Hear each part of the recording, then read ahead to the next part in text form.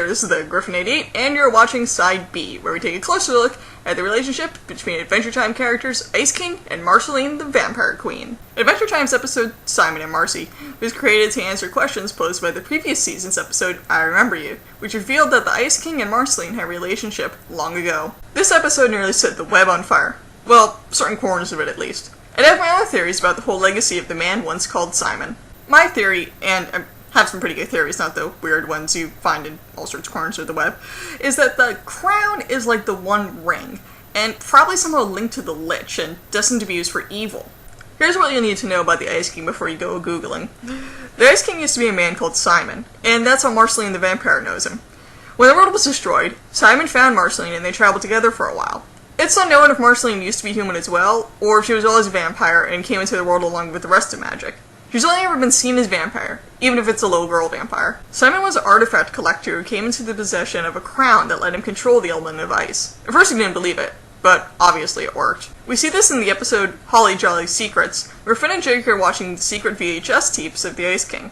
In the last tape, he explains he purchased the golden crown from an old dock worker in northern Scandinavia, and it eventually began controlling him, costing him his relationship and his sanity. The crown has more powers than that, though.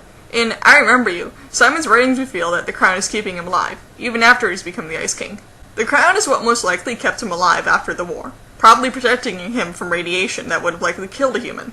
But wearing it made him lose himself. It began controlling him, and eventually turned him into the Ice King. But Simon is good at heart, and it's my theory that his good nature is what kept the Ice Crown from fully controlling him. So even after he forgot he was Simon and became the Ice King, he still wasn't able to do true evil acts.